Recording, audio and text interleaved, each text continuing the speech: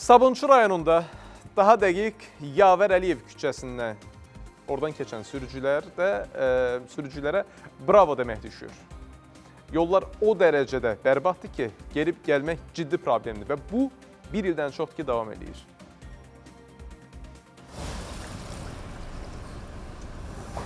Sürücülər hər gün bu yolu gedərkən bu cür çətinliklə üz-üzə qalırlar. Həm piyadalar, həm də sürücülər deyir ki, onların bu dərdinə hələ ki əlac edən yoxdur. Vəziyyət bir ildir ki, eyni olaraq qalır. Biz Sabunçu rayonu Yavər Əliyev küçəsindəyik.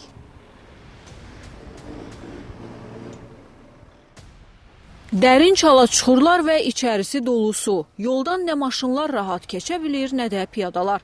Özü də işlək küçə. Sürücülər deyir ki, buranın yayı, qışı eynidir. İlin 4 fəslində yol gölməçə olur.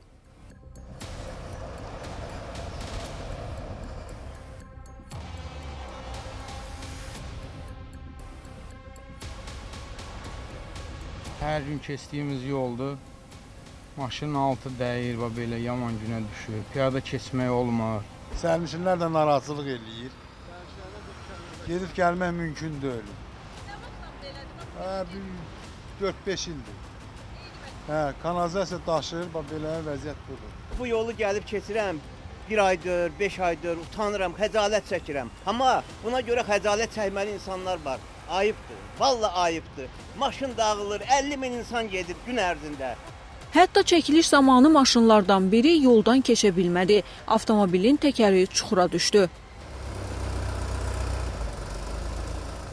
Kanalizasiya xətlərinin köhnə olması səbəbindən hər gün bu mənzərə yaranır.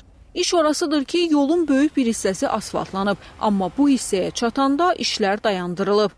5-6 aydır bax belə bax maşınlar bax belə gedir, belə gəlir, dağılır. İnsanlar da zərər çəkir, su verir içəri.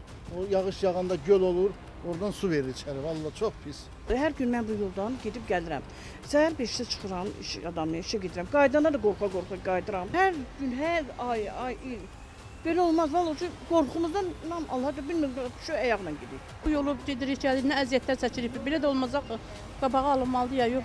Heç bir arada müraciət edirlər, xeyri yoxdur. Mövcud vəziyyətlə bağlı Sabunçu rayon İcra Hakimiyyətindən bildirdilər ki, hazırda su ehtiyatları Dövlət Agentliyi kanalizasiya xəttini yeniləyir. İşlər başa çatandan sonra küçə təmir olunacaq. Belə baxanda küçədə ciddi su ehtiyatı da toplanıb artıq.